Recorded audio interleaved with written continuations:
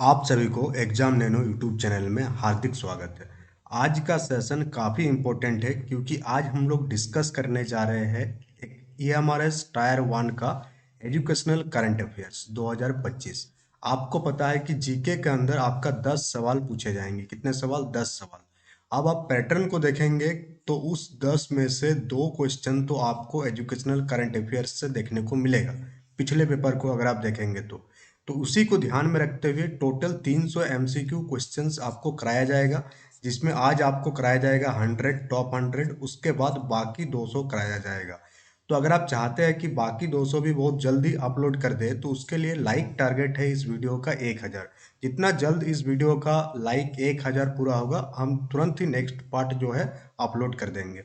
और इसका पीडीएफ जो है ऐड कर दिए है, जो आईसीटी कंपलसरी कोर्स का जो एप्लीकेशन में आपका नोट्स बैच है, जो कि काफ़ी मिनिमल प्राइस में है, उसी में इस 300 एमसीक्यू को भी हम ऐड कर दिए हैं। तो दैट्स ऑल फॉर ये इन्फॉर्मेशन था। और अब हम लोग बढ़ते हैं क्वेश्चन की तरफ। टोटल 100 क्वेश्चन है, तो सेशन को थोड़ा स्पीड में ले चलेंगे ताकि आपको जो है टाइम ज़्यादा ना लगे और आप आसानी से सारी चीज़ों को कवर कर पाए। तो पहला क्वेश्चन पूछा जा रहा है कि जो 6th ईएमआरएस सांस्कृतिक और साहित्यिक उत्सव जिसका नाम है उद्भवम 2025। अब यहाँ से आपको क्या क्या चीजें याद रखना है उस चीज का आप ध्यान रखिएगा। पहला चीज कि ये जो उद्भवम 2025 है ये आपका आयोजन किया जाता है ईएमआरएस के द्वारा ही किया जाता है। अब ये हर साल आयोजित होता है। ये किस टाइप का फेस्ट है?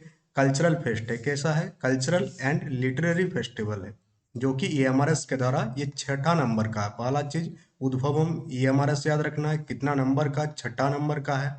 पूछा जा रहा है कि किस राज्य ने पदक तालिका में शीर्ष स्थान प्राप्त किया। तो काफी इंपॉर्टेंट है, ये मोस्ट इंपॉर्टेंट कैटेगरी क्वेश्चन है। इस टाइप के क्वेश्चन आपको एग्जाम में देखने को मिलेगा। तो यहाँ पर पूछा जा रहा है कि किस स्टेट ने जो है आपका टॉप किया है मेडल में, तो वो स्टेट हो जाएगा आपका तेलंगाना। तेलंगाना इसमें टॉप है। सेकंड क्वेश्चन पूछा जा रहा है कि NIRF यानी नेशनल इंस्टीट्यूशनल रैंकिंग फ्रेमवर्क में 2025 की यूनिवर्सिटी कैटेगरी में किस यूनिवर्सिटी को फर्स्ट पोजीशन मिला है? यानी पूरा ऑल ओवर इंडिया में कौन सा यूनिवर्सिटी टॉप में है, ये पूछा जा रहा है आपसे। तो कौन सा यूनिवर्सिटी आपका? IISc Bengaluru, Indian institute of science Bengaluru. Question number 3 आपसे पूछा जा रहा है कि केंद्रीय बजट 2025-26 के अनुसार अगले 5 वर्षों में सरकारी स्कूलों में कितनी अटल टिंकरिंग लैब, जिसे हम लोग ATL के नाम से जानते हैं, अटल टिंकरिंग लैब, कितना खोला जाएगा? कितना लैब स्थापित किया जाएगा 2025-26 के बजट के अनुसार अकॉर्डिंग? तो टोटल 50,000। कितना लैब बनाया जाएगा ATL का? 50,000 लैब बनाया जाएगा। तो ये सारे एजुकेशनल करंट अफेयर से इस टाइप के क्वेश्चन पूछे जाने के चांसेस काफी हाई है। सेकंड फोर्थ क्वेश्चन आपसे यहाँ पूछा जा रहा है कि केंद्रीय बजट 2025-26 में स्कूली शिक्षा और साक्षरता विभाग के लिए कुल कितना बजट आवंटन हुआ है? यानी कि बजट जो आवंटन किया जाता है हर विभाग को किया जाता है, तो स्कूली शिक्षा और साक्षरता विभाग को कितना बजट आवंटन हुआ है यही पूछा जा रहा है। और याद रखिएगा कि अभी तक का भारतीय इतिहास में अभी तक का सबसे ज्यादा बजट स्कूली शिक्षा एवं साक्षरता विभाग को इसी बार मिला है। तो आंसर क्या हो जाएगा? 78,572 करोड़ का बजट जो है इस बार दिया गया इस विभाग को। कौन सा विभाग को? Department of school education and literacy. Next question number 5 पूछा जा रहा है आपसे कि बजट 2025 में घोषित भारतीय भाषा पुस्तक योजना, भारतीय भाषा पुस्तक स्कीम जो है का उद्देश्य, इसका उद्देश्य क्या है ये पूछा जा रहा है। तो इसका उद्देश्य को अगर आप ध्यान से देखेंगे तो स्कीम का नाम क्या है? भारतीय भाषा पुस्तक स्कीम। इसका मेन एम क्या है ये पूछा जा रहा है आपसे। इसका एम आपका हो जाएगा भारतीय भाषाओं में डिजिटल किताबें, यानी डिजिटल बुक्स किस लैंग्वेज में? इंडियन लैंग्वेजेस में। क्वेश्चन नंबर 6 पूछा जा रहा है कि भारत में प्रत्येक छात्र के लिए एक राष्ट्र एक छात्र आईडी, जैसे कि आधार कार्ड होता था उसी टाइप से स्टूडेंट के लिए एक आईडी कार्ड बनाया गया है। उस आईडी कार्ड का नाम क्या है? एक छात्र एक राष्ट्र एक आईडी, यानी कि एक ही आईडी रहेगा और पूरा ऑल ओवर इंडिया में वो आईडी वैलिड होगा। जैसे कि आधार कार्ड आपका वैलिड होता है तो उसका नाम हो जाएगा आपका अपार आईडी। अगर आपसे पूछ लिया जाए कि अपार आईडी का फुल फॉर्म क्या है, ये भी आ सकता है कि अपार आईडी का फुल फॉर्म क्या है। तो अपर आईडी का फुल फॉर्म आप लिख लीजिएगा यहाँ पर, automated automated permanent permanent academic account registry. Full form में पूछा जा सकता है, बहुत ही बड़ा बात नहीं है, क्योंकि ये सारे हॉट टॉपिक है। इस टाइप का टॉपिक एजुकेशनल करंट अफेयर्स में पिछले 2 साल में काफ़ी कुछ हुआ है। फिर भी 2025 वाला के साथ साथ 2023 में भी जो कुछ भी हुआ है उसको भी हम कवर करते हुए लेकर चल रहे हैं, ताकि अगर पूछ लिया जाए तो आप उसको आंसर कर पाए। क्वेश्चन नंबर 7 पूछा जा रहा है कि NIRF रैंकिंग में किस संस्थान ने ओवरऑल श्रेणी में, ये जो रैंकिंग दिया जाता है ना, national institutional of ranking framework, ये अलग अलग कैटेगरी में प्रोवाइड करता है। एक होता है ओवरऑल, यानी कि जितने भी इंस्टीट्यूट है ऑल ओवर इंडिया में उसमें कौन टॉप किया, किसका कितना रैंक है। फिर एक होता है इंजीनियरिंग कैटेगरी का अलग होता है, मेडिकल कैटेगरी का अलग होता है, कॉलेज का अलग होता है, यूनिवर्सिटी का अलग अलग होता है। तो पूछा जा रहा है कि ओवरऑल श्रेणी में कौन सा इंस्टीट्यूट टॉप में है। ओवरऑल कैटेगरी में है आपका IIT मद्रास। क्या हो जाएगा? ऑप्शन नंबर बी आपका बिल्कुल सही उत्तर हो जाएगा। नेक्स्ट पूछा जा रहा है क्वेश्चन नंबर 8 कि हाल ही में खबरों में रही PM जनमन स्कीम जो है किस समूह की शिक्षा और उत्थान पर केंद्रित है। ये एक स्कीम है जिसका नाम है PM जनमन। इस स्कीम का मेन एम क्या है, यही पूछा जा रहा है। तो इस स्कीम का मेन एम है PVT ग्रुप को ध्यान रखना। पीवीटीज मतलब पार्टिकुलरली वल्नरेबल ट्राइबल ग्रुप, यानी विशेष रूप से कमजोर जनजातीय समूह, जो कि EMRS भी इसी कैटेगरी में आता है, ट्राइबल ग्रुप्स में ही आता है। तो इसलिए ये इंपॉर्टेंट हो जाता है, इसको भी आप मोस्ट इंपॉर्टेंट मार्क कीजिएगा कि PM जनमन जो है किस चीज को टारगेट कर रहा है, किस चीज के उत्थान पर सेंटर्ड है। तो पीवीटीज को उत्थान पर ये क्या है, सेंटर्ड। क्वेश्चन नंबर 9 पूछा जा रहा है कि केंद्र सरकार ने 2025 में 500 करोड़ के, कितना, 500 करोड़ के परिव्यय के साथ शिक्षा के लिए किस क्षेत्र में सेंटर ऑफ एक्सलेंसी स्थापित करने का निर्णय लिया है। यानी कि किस क्षेत्र में क्या बनाएगा, सेंटर ऑफ एक्सलेंसी, यानी बड़े बड़े कॉलेज वगैरह बनाएंगे, जैसे IITs वगैरह हो गया, सेंटर ऑफ एक्सलेंसी होता है। एम्स एक सेंटर ऑफ एक्सलेंसी होती है, दिल्ली यूनिवर्सिटी, JNU, ये सारे सेंटर ऑफ एक्सलेंसी कैटेगरी के इंस्टीट्यूशन में आते हैं। तो किस एरिया पर ये स्थापित करने जा रहा है, तो इसका आंसर हो जाएगा, आप अंदाजा में लगा सकते हैं, आर्टिफिशियल इंटेलिजेंसी, AI पर सेंटर ऑफ एक्सलेंसी पर 500 करोड़ का बजट जो है पास हुआ है। कितना? 500 करोड़। क्वेश्चन नंबर 10 पूछा जा रहा है कि NAP 2020 के तहत स्थापित राष्ट्रीय मूल्यांकन केंद्र जिसका नाम है परख, NAP कब लॉन्च हुआ? 2020 में लॉन्च हुआ है। और इसी के द्वारा एक नेशनल असेसमेंट सेंटर जिसका नाम है परख, इसका फुल फॉर्म आपसे यहाँ पूछा जा रहा है। तो परख का जो फुल फॉर्म है क्या है? Performance assessment review and analysis of knowledge for holistic development. Option number A आपका बिल्कुल यहाँ पर सही उत्तर हो जाएगा। क्वेश्चन नंबर 11 आपसे पूछा जा रहा है कि परीक्षा पे चर्चा कार्यक्रम का आयोजन प्रतिवर्ष कौन सा संगठन करता है। हम लोग न्यूज में देखते हैं परीक्षा पे चर्चा होता है, हर साल होता है। अब यहाँ से क्वेश्चन आपका फ्रेम हो सकता है, मोस्ट इंपॉर्टेंट कैटेगरी का क्वेश्चन। तो किस इंस्टीट्यूट के द्वारा या किस ऑर्गेनाइजेशन के द्वारा इसे हर साल आयोजित किया जाता है, यही पूछा जा रहा है। तो इसका आयोजन जो है आपका मिनिस्ट्री ऑफ एजुकेशन, शिक्षा मंत्रालय के द्वारा किया जाता है। शिक्षा मंत्रालय का पुराना नाम क्या था? MHRD था। ठीक है, MHRD का फुल फॉर्म कमेंट बॉक्स में कमेंट करके लिखिएगा। साथ ही पढ़ते पढ़ते वीडियो को लाइक भी कर दीजिएगा। चैनल में नए हैं तो चैनल को सब्सक्राइब कर लीजिएगा। और आपका नोट्स अवेलेबल है एप्लीकेशन पर, तो एप्लीकेशन को डाउनलोड करके आप उसे एक्सेस कर सकते हो।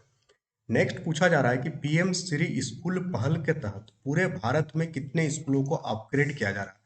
अभी आप केंद्रीय विद्यालय जाएंगे तो पहले KVS लिखा रहता था, केंद्रीय विद्यालय जिस लोकेशन, दिल्ली, केंद्रीय विद्यालय आपका रांची। बट अभी आप जाएंगे तो आगे लिखा रहता है PM श्री। क्या लिखा रहता है? PM श्री। नवोदय विद्यालय में भी आपको PM श्री दिखेगा। तो इसके तहत कितने स्कूलों को अपग्रेड किया गया? नया स्कूल नहीं खुला है, पुराने स्कूलों को ही अपग्रेड किया गया है। तो कितना स्कूलों को? 14,500 स्कूलों को। नेक्स्ट है आपका कि किस IIT ने 2025 में जनरेटिव AI के लिए भारत की पहली स्वदेशी पहल जिसका नाम है भारत जेन लॉन्च किया है। तो भारत जेन जो लॉन्च किया गया है, ये IIT बॉम्बे के द्वारा, किसके द्वारा लॉन्च किया गया? IIT बॉम्बे के द्वारा लॉन्च किया गया है 2025 में। किस थीम पर? जनरेटिव AI के लिए। नेक्स्ट है क्वेश्चन नंबर 14। और क्वेश्चन नंबर 14 आपका निपुण भारत मिशन का जो उद्देश्य है, किस कक्षा के अंत तक, यानी निपुण भारत जो मिशन है इसका क्या एम है। आप सभी को पता है, अगर आप BEd DLEd किए हैं, टीचिंग एप्टीट्यूड का तैयारी कर रहे हैं, तो क्वेश्चन यहाँ पूछा जा रहा है कि निपुण भारत मिशन का उद्देश्य किस कक्षा के अंत तक मूलभूत साक्षरता और अंकगणित सुनिश्चित करना है। यानी किस क्लास के बाद यह तो श्योर करना है कि उसको बेसिक न्यूमरेसी और लिटरेसी का जानकारी हो, यानी अंक पढ़ सके, संक्रिया कर सके और किताबों को पढ़ सके, रीडिंग कर सके। तो क्लास थर्ड कितना हो जाएगा, ग्रेड थर्ड के अंत तक यह सब काम हो जाना चाहिए। 15 पूछा जा रहा है आपसे कि दिसंबर 2025 में अमूर्त सांस्कृतिक विरासत पर यूनेस्को की अंतर सरकारी समिति, यूनेस्को का जो inter governmental committee on intangible cultural heritage, जो कि दिसंबर 2025 में हुआ, ये किस स्थान पर हुआ, ये पूछा जा रहा है। आपको याद क्या रखना है कि UNESCO inter governmental committee on intangible cultural heritage कहाँ पर हेल्ड हुआ, ये आपका न्यू दिल्ली रेड फोर्ट में आयोजन हुआ इसका दिसंबर 2025 में। ठीक है। क्वेश्चन नंबर 16 आपसे पूछा जा रहा है कि वर्ष 2025 के लिए भारत सरकार के कैलेंडर का विषय क्या है। 2025 के लिए मोस्ट इंपोर्टेंट कैटेगरी का करंट अफेयर्स आ जाएगा कि गवर्नमेंट ऑफ इंडिया का जो कैलेंडर रिलीज होता है उसमें 2025 वाला का थीम क्या है। हर साल कुछ ना कुछ थीम रिलीज होता है, तो इस साल का आपका थीम है जन भागीदारी से जन कल्याण। किसका, 2025 का, जन भागीदारी से जन कल्याण। 17 पूछा जा रहा है कि उल्लास इनिशिएटिव का क्या अर्थ है। तो उल्लास इनिशिएटिव का अर्थ पूछा जा रहा है आपसे। तो उल्लास इनिशिएटिव का अर्थ है understanding life long learning for all in society, यानी सोसाइटी में सबको क्या होना चाहिए, लाइफ लॉन्ग लर्निंग होना चाहिए। तो 17 का आंसर हो जाएगा ऑप्शन नंबर ए। 18 आपसे यहाँ पूछा जा रहा है कि बजट 2025-26 के अनुसार किस स्कीम के तहत सभी सरकारी स्कूलों को ब्रॉडबैंड कनेक्टिविटी प्रदान किया जाएगा। यानी जितने भी सरकारी स्कूल है ऑल ओवर इंडिया, उसमें क्या प्रोवाइड कराया जाएगा, broadband connection, so that ICT को लागू कर पाए वो बेहतर तरीके से। तो उस स्कीम का नाम क्या है, तो भारत नेट के तहत, किसके तहत, भारत नेट के तहत ब्रॉडबैंड कनेक्टिविटी प्रोवाइड कराई जाएगी सारे स्कूलों को, सारे सरकारी स्कूलों को।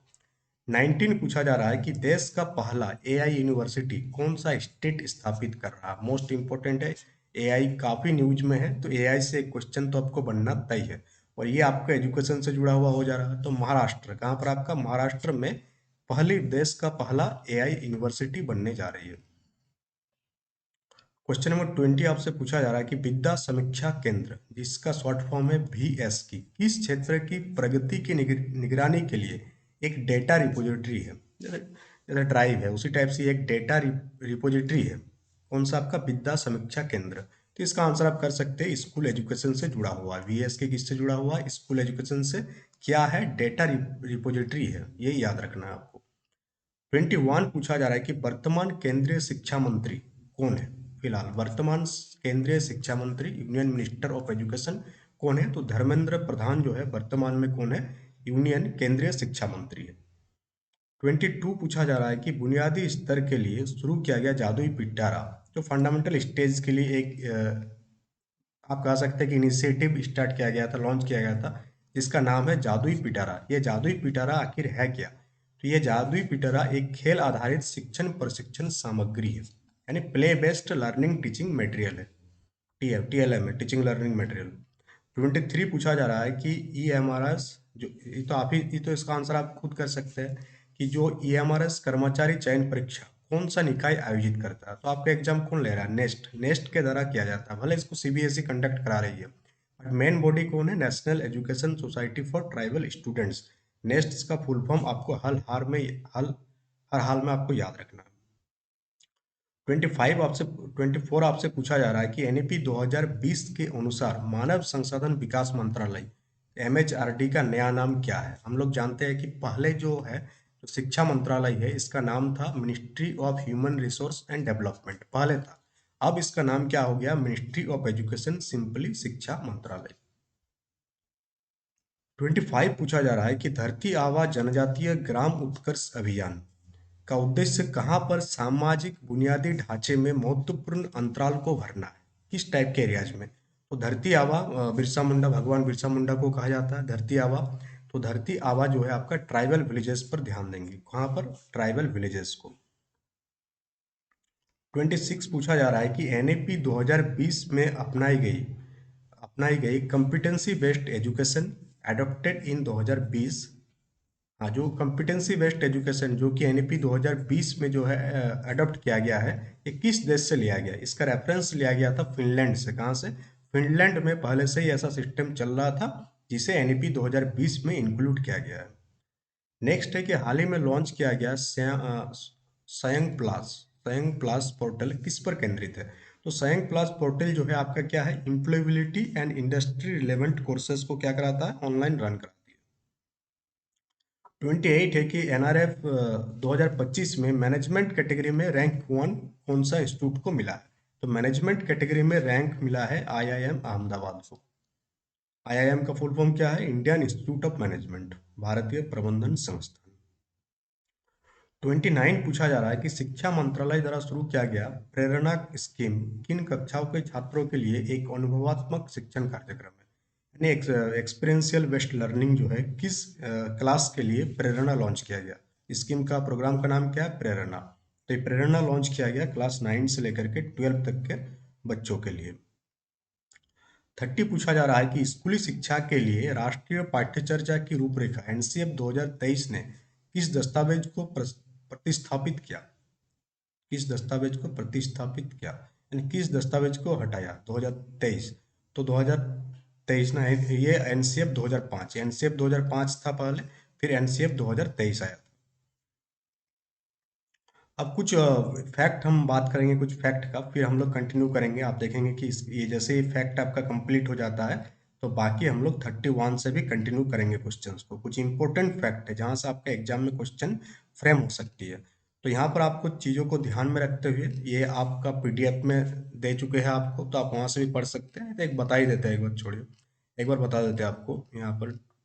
पॉइंट 1 से जस्ट हमको पॉइंट 1 माना दीजिए। हाँ, सबसे पहला आपका पीएम श्री स्कूल्स, इससे रिलेटेड क्या क्या फैक्ट आपको याद रखना है? पीएम श्री स्कूल्स में पहले तो आपको फुल फॉर्म याद रखना है पीएम श्री का, प्रधानमंत्री school for rising India. Full form क्या है? प्रधानमंत्री, जस्ट मिनट, प्रधानमंत्री schools for rising India, full form याद रखना है।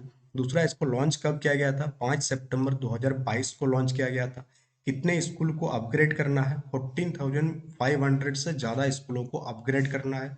बजट इसमें कितना एलोकेट हुआ है? 27,360 करोड़, 360 करोड़ 2022-23 से 26-27 तक के लिए। ठीक है, अब आपको की फीचर्स में क्या क्या रखना है याद? कि ग्रीन स्कूल्स बनाना है, पेडागोगी पर ध्यान देना है, किस टाइप की पेडागोगी को फॉलो करना है, एक्सपीरियंशियल लर्निंग को फॉलो करना है। इतना चीजें आपको इस फैक्ट से याद रखना है। सेकंड है आपका पीएम जनमन। पीएम जनमन में फुल फॉर्म याद रखना है। पहला, प्रधानमंत्री जनजाति आदिवासी नया महाअभियान। इसमें ट्राइबल वेलफेयर फोकस रहेगा। 75 कम्युनिटीज को इसमें इंक्लूड किया गया है और टोटल बजट इसमें 24,104 करोड़ का है। और इसमें एक यूटी को भी शामिल किया गया, अंडमान एंड निकोबार आइलैंड को, और टोटल 18 स्टेट्स इसमें कवर होंगे। टॉपिक इसमें क्या क्या चीज़ें होगा आपका? हॉस्टल बनाया जाएगा, वोकेशनल ट्रेनिंग दिया जाएगा, आंगनबाड़ी केंद्र वगैरह स्टार्ट होगा इसमें। टॉपिक 3 है आपका एनईपी 2020 से रिलेटेड। इसमें पहला पॉइंट आपको याद रखना है कि अपार का फुल फॉर्म क्या है? Automated permanent academic account registry. ये आपका क्या है? आपका one nation one student ID है। इसी के साथ लिंक है आपका एबीसी। एबीसी का भी फुल फॉर्म याद रखना है, एकेडमिक बैंक ऑफ क्रेडिट। और ये जो आपका अपार आईडी है, ये प्री प्राइमरी से लेकर के, भले आप पीएचडी कर रहे हैं तो भी आपको क्या है, आपको क्या करना है? बनाना है। आप यानी पढ़ाई से जुड़े हुए हैं तो आपका अपार आईडी बनाना ही बनाना है। ठीक। अब एक आता है परख। परख का फुल फॉर्म क्या है? पहला तो परख का फुल फॉर्म याद रखना है, performance assessment review and analysis of knowledge for holistic development. इसका रोल क्या है? ये पहला नेशनल असेसमेंट सेंटर है। ठीक है, इसका पेरेंट बॉडी याद रखना है तो एनसीईआरटी। परख का पेरेंट बॉडी कौन है? एनसीईआरटी है। फिर आपको निपुण भारत से कुछ पॉइंट याद रखना है कि financial literacy and numeracy, FLN जो है, इसको ग्रेड 3 तक कब तक हम लोग को अचीव कर लेना है? 2026-27 तक। इसका गोल क्या है कि बाल वाटिका में जब बच्चे होंगे तब उसको लेटर आना चाहिए, कहाँ तक का? सारा लेटर को रिकॉग्नाइज करना चाहिए, यानी एबीसीडी, और नंबर्स उसको 10 तक का आना चाहिए, 1 से लेकर के 10, ज़्यादा नहीं। फिर ग्रेड 1 जब पहुंचेगा तो उसको सिंपल वर्ड वो उसको पढ़ने आना चाहिए, और ऐड या सब्ट्रैक्ट होना चाहिए, करना आना चाहिए सिंगल डिजिट का। फिर जब वो ग्रेड 2 में पहुंचेगा तो वो 45 से 60 वर्ड पर मिनट उसको पढ़ने आना चाहिए। ग्रेड 3 जैसे पहुंचेगा तो 60 से प्लस वर्ड उसको पढ़ने आना चाहिए, और बेसिक मैथ का सारा चीज़ें उसको आना चाहिए। ये है आपका निपुण भारत का कॉन्सेप्ट। एक है आपका उल्लास। उल्लास क्या है? नव भारत साक्षरता कार्यक्रम। इसका फुल फॉर्म है कि understanding life long learning for all in society. इसका स्लोगन क्या है? जन जन साक्षर, यानी हर एक व्यक्ति क्या होना चाहिए? साक्षर होना चाहिए। और इसका जो टारगेट ग्रुप है वो 15 साल और उससे अबव के लोगों को टारगेट करना है। जिसके किसी कारण से स्कूल नहीं जा पाए तो उनको उसको सारा चीज़ों की जानकारी नहीं है। अब इसका एक टेबल भी लगा दिया है, इस टेबल से आप रिवाइज कर सकते हैं। अब हम लोग मूव करेंगे क्वेश्चन नंबर 31 से लेकर के 100 तक। तो सेशन कैसा लग रहा? कमेंट बॉक्स में कमेंट करके जरूर बताइएगा। सेशन के बारे में फीडबैक जरूर दीजिएगा कि सेशन आपको अच्छा लग रहा है कि नहीं लग रहा है। जब तक आप फीडबैक नहीं देंगे तब तक ये पता नहीं चलेगा कि सेशन से आपको कुछ बेनिफिट हो रहा है कि नहीं हो रहा, या क्या इम्प्रूवमेंट लाना चाहिए आपके लिए, और बेहतर क्या करना चाहिए आपके लिए। तो क्वेश्चन पूछा जा रहा है आपसे, यहाँ थोड़ा सा हाईलाइटर का कलर हम चेंज करेंगे, कि हिंदी भाषा के लिए साहित्य अकादमी युवा पुरस्कार 2025 के लिए किसे चुना गया? आप लैंग्वेज ध्यान देंगे, हिंदी भाषा के लिए पूछा जा रहा, और साहित्य अकादमी युवा पुरस्कार 2025 इसके लिए चुना गया है किसको? आपका पार्वती तिर्की को। किसको चुना गया है? पार्वती तिर्की। अब कौन सा किताब के लिए चुना गया है? पार्वती तिर्की के द्वारा ही लिखा गया एक पोएट्री कलेक्शन जिसका नाम है फिर उगना। क्या नाम है? फिर उगना। फिर उगना। इसी पोएट्री कलेक्शन के लिए साहित्य अकादमी युवा पुरस्कार के लिए चुना गया है किसको? पार्वती तिर्की को। 32 मोस्ट इंपोर्टेंट है, इसी टाइप का क्वेश्चन एक पूछा गया था पिछले बार। आप पेपर देखेंगे तो पिछले बार पूछा गया था आपका खेलो इंडिया यूनिवर्सिटी गेम्स से क्वेश्चन था ये। तो इस बार भी आपको ध्यान रखना है कि खेलो इंडिया यूनिवर्सिटी गेम्स जो है 2025 वाला कहाँ पर आयोजित हुआ। पहला तो चीज आपको याद रखना है कि ये राजस्थान में आयोजित हुआ। कहाँ पर आयोजित हुआ? राजस्थान। पहला पॉइंट आपको याद रखना है कि यह राजस्थान में आयोजित हुआ। अब कौन सा विश्वविद्यालय इसमें शीर्ष स्थान प्राप्त किया है? तो इसमें चंडीगढ़ यूनिवर्सिटी। कौन सा हो जाएगा आपका? चंडीगढ़ यूनिवर्सिटी शीर्ष स्थान प्राप्त किया है। 33 पूछा जा रहा है कि नई दिल्ली में जो वर्ल्ड बुक फेयर हुआ, यानी विश्व पुस्तक मेला, इसका थीम क्या है? ये पूछा जा रहा है। थीम से क्वेश्चन बनता ही बनता है, तो कुछ कुछ चीजों का थीम आप जरूर पढ़ के जाइएगा। तो क्या है इसका? रिपब्लिक @75। 34 यहाँ पूछा जा रहा है कि नीट रैंकिंग में कॉलेज सरणी में किस कॉलेज ने एक फर्स्ट रैंक हासिल किया? तो कॉलेज की कैटेगरी में अगर हम लोग बात करें तो कौन सा कॉलेज हो जाएगा? हिंदू कॉलेज, जो कि दिल्ली यूनिवर्सिटी के अंडर में है।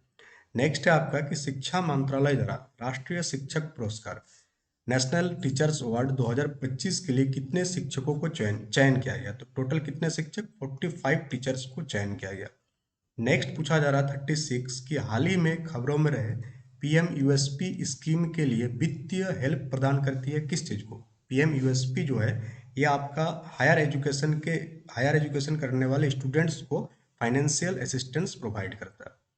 37 पूछा जा रहा निरफ रैंकिंग में किस संस्थान को सर्वश्रेष्ठ अनुसंधान संस्थान यानी बेस्ट रिसर्च इंस्टीट्यूट का दर्जा दिया गया? तो बेस्ट रिसर्च इंस्टीट्यूट का दर्जा दिया गया Indian institute of science Bengaluru को। 38 आपसे क्या पूछा जा रहा है कि what was the theme of national education day 2025? तो नेशनल एजुकेशन डे यानी राष्ट्रीय शिक्षा दिवस 2025 का थीम क्या था, ये पूछा जा रहा है आपसे। तो राष्ट्रीय शिक्षा दिवस 2025 का जो थीम है वो क्या था आपका? AI and education preserving human agency. 38 का ऑप्शन नंबर बी आपका बिल्कुल यहाँ पर सही उत्तर हो जाएगा। 39 पूछा जा रहा है कि नई दिल्ली में जो आपका विश्व पुस्तक मेला हुआ इसका अतिथि देश गेस्ट कंट्री कौन था? तो इसका अतिथि देश आपका रसिया हो जाएगा। 40 पूछा जा रहा है कि 2025 में शुरू की गई पीएम इंटर्नशिप स्कीम का उद्देश्य युवाओं को कहाँ इंटर्नशिप प्रदान करना है? तो पीएम इंटर्नशिप स्कीम के तहत युवाओं को जो है आपका टॉप 500 कंपनीज में क्या करना है? इंटर्नशिप प्रोवाइड कराना। 41 है विद्या लक्ष्मी योजना के लिए योजना छात्रों के लिए किस तक पहुंचने के लिए एक सिंगल विंडो बनाती है? तो विद्या लक्ष्मी जो है आपका एजुकेशनल लोन के लिए, अगर किसी बच्चा को एजुकेशनल लोन लेना है तो किस पोर्टल से ले सकता है? विद्या लक्ष्मी पोर्टल से ले सकता है। 42 पूछा जा रहा है आपसे कि विशिष्ट क्षेत्रों में शिक्षकों को मान्यता देने के लिए राष्ट्रीय शिक्षक पुरस्कार 2025 में कौन सा नया श्रेणी को ऐड किया गया? तो इसमें जो है आपका ऐड किया गया है हायर एजुकेशन के टीचर्स को, यानी यूनिवर्सिटी लेवल के टीचर्स को भी इसमें ऐड किया गया। पहले ऐड नहीं था, पहले स्कूल लेवल के टीचर्स को ही बेस्ट एजुकेशन अवार्ड या क्या लिखा हुआ राष्ट्रीय शिक्षक पुरस्कार दिया जाता था। 43 पूछा जा रहा है कि पीएम यशस्वी स्कॉलरशिप स्कीम 2025 के तहत छात्रों का कौन सा समूह प्राथमिक लाभार्थी है। यानी पीएम यशस्वी जो स्कॉलरशिप है, इसमें किस कैटेगरी के विद्यार्थियों को स्कॉलरशिप प्रोवाइड किया जाता है। तो ओबीसी, ईबीसी और डीएनटी स्टूडेंट्स को प्रोवाइड किया जाता है। 44 पूछा जा रहा है कि पीएम यूएसपी केंद्रीय सेंट्रल सेक्टर का जो स्कॉलरशिप है, इसके लिए अधिकतम माता पिता की आय की सीमा क्या है। यानी कि इससे अबव होगा तो इस स्कीम का लाभ वो नहीं ले सकता है। तो इसका सीमा है 4.5 लाख रुपया प्रति साल पर एनम। 45 पूछा जा रहा है कि साथी पोर्टल जो कि आपका प्रवेश परीक्षाओं के लिए स्वमूल्यांकन परीक्षण और सहायता किस मंत्रालय की पहल है। तो साथी पोर्टल जो है ये आपका लॉन्च किया गया था ministry of education IIT Kanpur के साथ मिल करके। तो 45 का आंसर क्या हो जाएगा, ऑप्शन नंबर सी हो जाएगा। टोटल 100 क्वेश्चन डिस्कस करेंगे, एक ही बार में खत्म करेंगे क्योंकि डेली बेसिस पर वीडियो बनाना पॉसिबल भी नहीं है और एग्जाम भी आपका नज़दीक है। तो एक ही बार में देख करके आप 2x स्पीड में देख करके आप उड़ा सकते हैं, या नोट्स आप चाहते हैं तो एग्जामिनर एप्लीकेशन से आप डाउनलोड कर सकते हैं। 46 पूछा जा रहा है कि 2025 में यूनिवर्सिटी गेम्स से पहले आयोजित खेलो इंडिया यूथ गेम्स के 6 संस्करण की मेजबानी कौन से राज्य ने किया। खेलो इंडिया यूथ गेम्स का होस्ट स्टेट पूछा जा रहा है, तो कौन सा स्टेट ने किया इसको। खेलो इंडिया यूथ गेम्स अब दो दो है, एक है आपका खेलो इंडिया यूथ गेम्स और एक दूसरा क्या है, खेलो इंडिया यूनिवर्सिटी गेम्स। तो आप कंफ्यूजन मत होइएगा, खेलो इंडिया यूनिवर्सिटी गेम्स इसको हम लिख भी देते हैं यहाँ पर। खेलो इंडिया जो यूनिवर्सिटी, खेलो इंडिया यूनिवर्सिटी यानी कि देश के सारे विश्वविद्यालय इसमें शामिल होंगे। तो इसका जो टॉप कंट्री था वो था आपका तमिलनाडु। कौन था आपका, तमिलनाडु। ठीक है, तमिलनाडु। Just minute. केवल यूजी यूजी वाला जो है आपका ना, ये है राजस्थान। यूजी वाला क्या हो जाएगा आपका, राजस्थान। अभी हम डिस्कस किए थे हम लोग। यूजी वाला क्या हो जाएगा आपका, खेलो इंडिया यूनिवर्सिटी गेम्स जो है आपका कौन होस्ट किया था आपका इस साल का, राजस्थान ने होस्ट किया, राजस्थान। और ये जो KYYG है, खेलो इंडिया यूथ गेम्स, इसको होस्ट करने वाला कौन है, तमिलनाडु। ऑप्शन नंबर ए इसका सही उत्तर हो जाएगा। तो दोनों में कंफ्यूजन मत होइएगा क्योंकि वाई और यू का फर्क है और एक कंफ्यूजन आपका क्रिएट हो सकता है। तो ये आपका मोस्ट इंपोर्टेंट कैटेगरी में हो जाएगा। यूथ गेम्स का तमिलनाडु, यूनिवर्सिटी गेम्स का राजस्थान। इसको आप याद रख सकते हैं इस टाइप से, यू आर कैटेगरी होता है ना, यू से हो जाएगा यूनिवर्सिटी, आर से हो जाएगा राजस्थान। इस टाइप से भी आप क्या कर सकते हैं, इसको याद रख सकते हैं।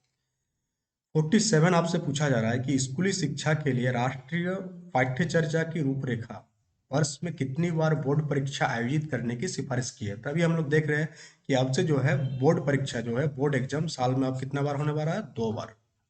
पहले एक ही बार होता था। 48 पूछा जा रहा है कि एनईपी 2020 के संदर्भ में संयुक्त प्रभा क्या है। तो संयुक्त प्रभा आपका क्या है, एक ग्रुप ऑफ 40 डीटीएच चैनल का समूह है। 40 डीटीएच शैक्षिक चैनलों का एक ग्रुप है। 49 है कि साहित्य अकादमी युवा पुरस्कार 2025 जीतने वाले अंग्रेजी उपन्यास the boy who become the Buddha के लेखक कौन है। तो काफी इंपॉर्टेंट क्वेश्चन है। इसका लेखक है आपका अद्वैत कोट्टारी। कौन है, अद्वैत कोट्टारी।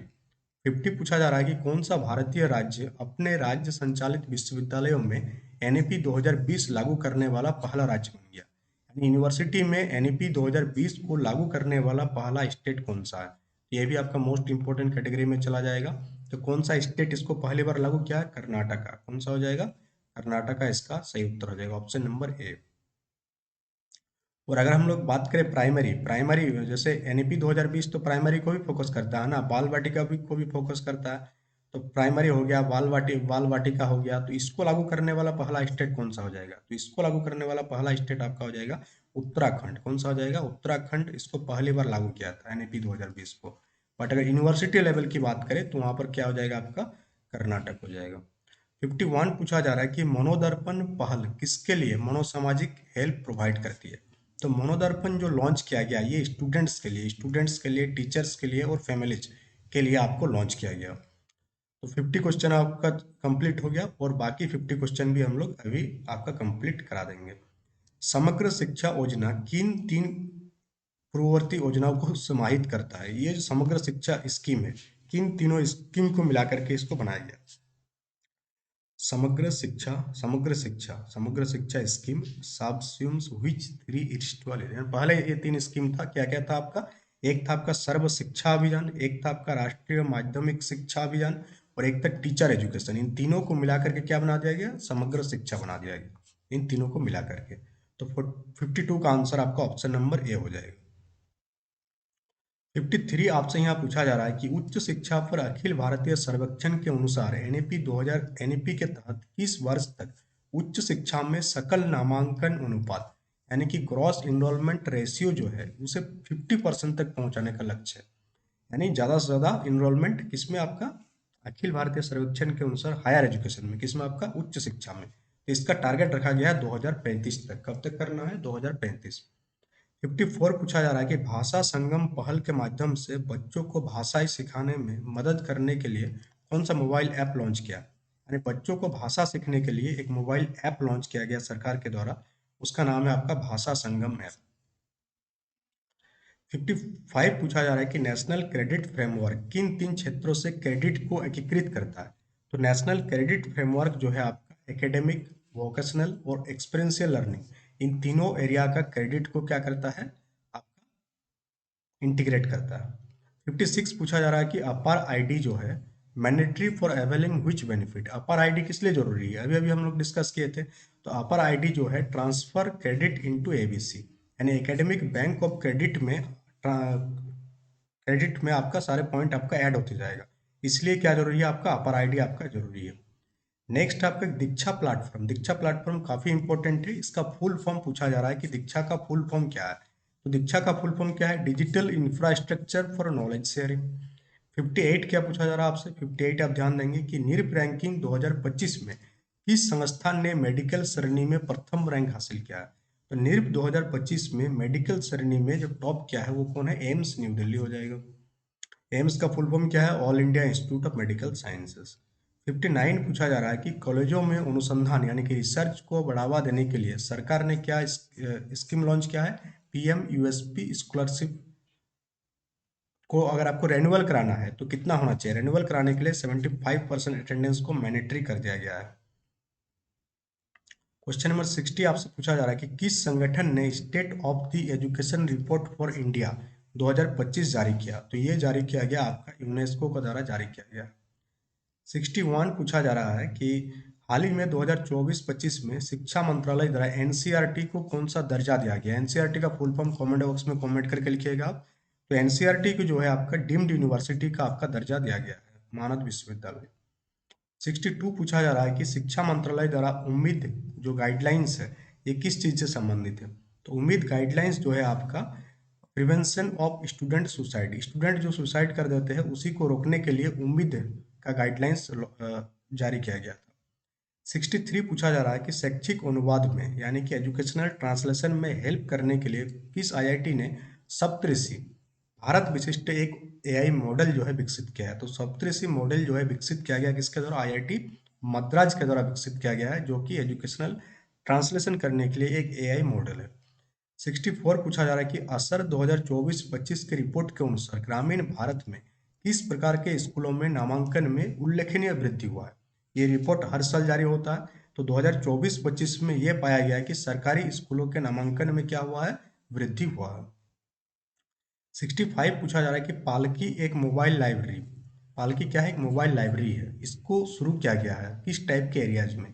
इसको शुरू किया गया है आपका रिमोट ट्राइबल एरियाज में, ताकि एक लाइब्रेरी फैसिलिटी है क्योंकि रिमोट एरियाज में लाइब्रेरी देखने को नहीं मिलता। 66 पूछा जा रहा है कि किस राज्य सरकार ने 2025 में सभी प्राइमरी स्कूल में ब्रेकफास्ट स्कीम मुख्यमंत्री नाश्ता योजना किस स्टेट ने लॉन्च किया है। तो मुख्यमंत्री नाश्ता स्कीम जो है ये तेलंगाना स्टेट के द्वारा लॉन्च किया गया। मिड डे मील स्कीम अलग है और मुख्यमंत्री नाश्ता स्कीम अलग है। निष्ठा प्रशिक्षण कार्यक्रम का प्राथमिक उद्देश्य क्या है, इसका मेन एम है इंटीग्रेटेड टीचर ट्रेनिंग। क्या है, इंटीग्रेटेड टीचर ट्रेनिंग, निष्ठा। 68 पूछा जा रहा है कि साथी पोर्टल छात्रों को किन प्रतियोगी परीक्षाओं को तैयारी करने में मदद करता है। तो साथी पोर्टल जेई और नीट एग्जाम की तैयारी के लिए यानी आईआईटीज और मेडिकल की तैयारी के लिए क्या करता है, आपका हेल्प प्रोवाइड करता है।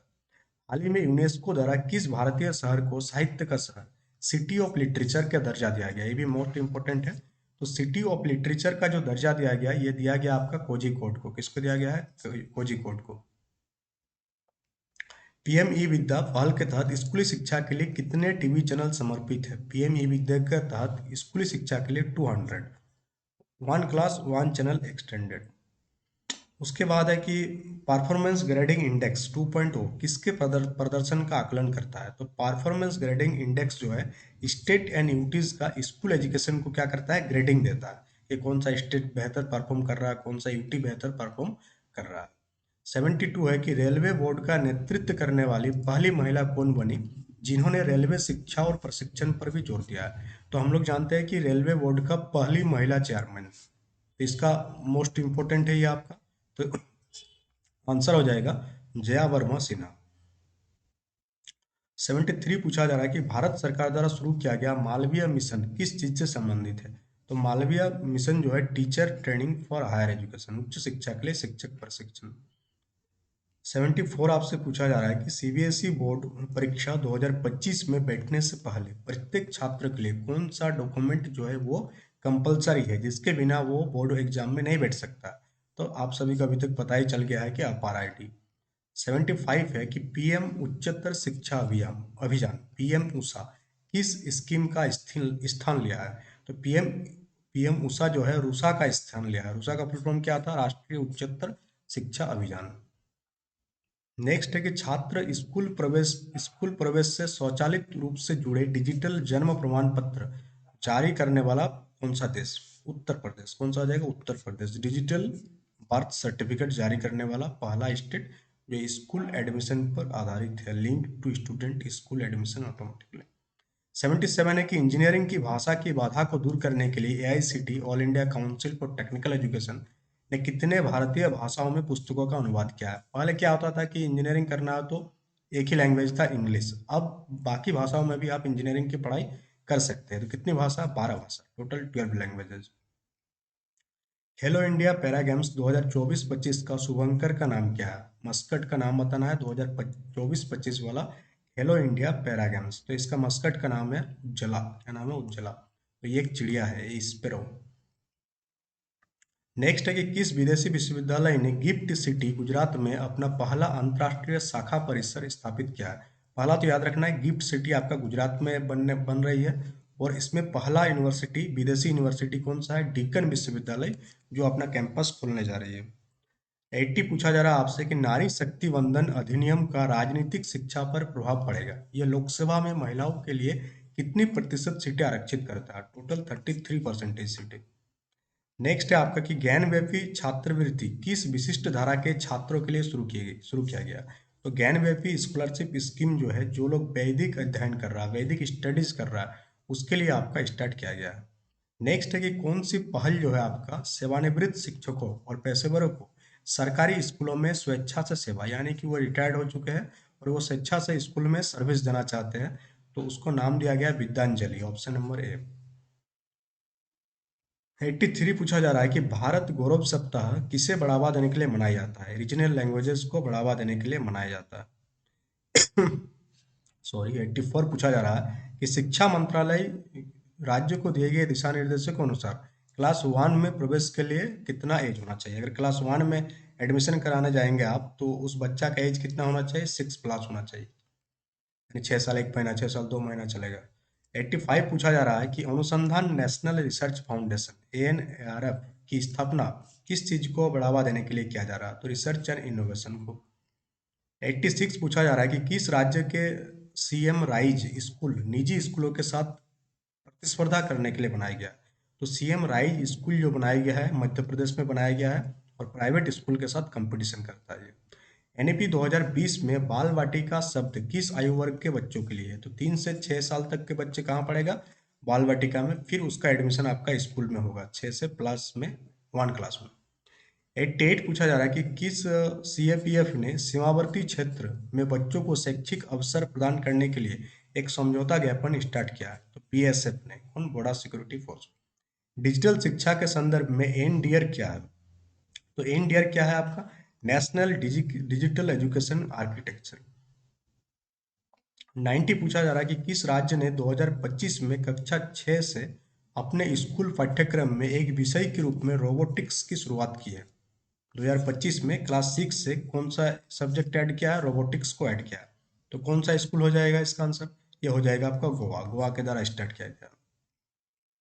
जनजातीय मामलों के मंत्रालय के तहत स्वायत्त संगठन नेस्ट का पूर्ण फॉर्म फुल फॉर्म क्या है? तो ये तो आपको पता ही है, national education society for tribal students. Society नहीं होगा, ट्राइबल स्टूडेंट्स होगा। किस आईआईएम ने Nijanand centre for happiness launch किया है? तो Nijanand centre for happiness IIM Jammu के द्वारा लॉन्च किया गया। स्किल इंडिया डिजिटल प्लेटफॉर्म किस चीज को इंटीग्रेट करता है? तो स्किल इंडिया डिजिटल प्लेटफॉर्म उद्यम, ई श्रम, एनसीएस और असीम असीम पोर्टल को क्या करता है? इंटीग्रेट करता है। एनसीएफ 2023 का मसौदा तैयार करने वाले समिति के अध्यक्ष कौन थे? काफी इंपोर्टेंट है, के कस्तूरी रंगन, यानी कि 2020 वाला भी जो अध्यक्ष थे यही थे। प्रोजेक्ट वीर गाथा 4.0 इसके विवरण प्रस्तावित करने के लिए आयोजित किया गया। तो प्रोजेक्ट वीर गाथा 4.0 जो है ये लॉन्च किया गया था आपका वीरता पुरस्कार विजेताओं का वीर गाथा को क्या करने के लिए? प्रसारित करने के लिए। किस राज्य सरकार ने एक विशिष्ट छात्रवृत्ति योजना के तहत विदेशी विश्वविद्यालयों में पढ़ने वाले छात्रों के लिए 100% वित्त पोषण, यानी कि अगर यहाँ उस स्टेट से बाहर पढ़ने के लिए जाएंगे, विदेशी यूनिवर्सिटी में पढ़ने के लिए जाएंगे, तो 100% फाइनेंशियल सपोर्ट मिलेगा। ये लॉन्च किया झारखंड के द्वारा। स्कीम का नाम क्या है? मारांग गोम के जयपाल सिंह मुंडा स्कॉलरशिप। नेक्स्ट है कि शिक्षा मंत्रालय द्वारा जारी स्कूल बैग नीति सुझाव देती है कि स्कूल बैग का वजन छात्र के शरीर के वजन के कितने प्रतिशत से अधिक नहीं होना चाहिए। तो स्कूल बैग जो ले जाते हैं बच्चे स्कूल, तो पहले पहले क्या होता था, हर सब्जेक्ट के लिए अलग अलग कॉपी, हर सब्जेक्ट का अलग अलग बुक, तो काफ़ी भारी होता था, तो उसको ढोना पड़ता था, जो उसके फिजिकल हैरेसमेंट था एक टाइप से, उसको दूर कर दिया गया है। अब तो एक दो दिन बिना बैग का भी स्कूल आ सकता है बच्चा, पहले तो डेली ले जाना पड़ता था। तो उसका वजन का 10% से ज़्यादा नहीं होना चाहिए। अगर मान लेते हैं कि बच्चा का वजन कितना है, 50 kg है, तो उसका बस्ता का वजन कितना नहीं होना चाहिए? 10% से ज़्यादा नहीं होना चाहिए, यानी बस्ता का वजन 5 kg से कम होना चाहिए। 50 का 10% 5 kg, ठीक है। 98 पूछा जा रहा है कि एआई और डिजिटल सुरक्षा में शिक्षकों को प्रशिक्षित करने के लिए किस टेक्नोलॉजी सीबीएसई के साथ भागीदारी की? किस डिजिटल सेफ्टी मैंने कौन सा टेक्नोलॉजी जाइंट जो है क्या टाइप किया है? तो ये टाइप किया फेसबुक के द्वारा, मेटा जिसका नाम है अभी। स्कूल में G20 जनभागीदारी इवेंट जो है ये किस चीज पर केंद्रित था? तो ये केंद्रित था आपका FLN पर, foundation literacy and numeracy. Next है आपका कि what is the name of the new student grievance status launch pages.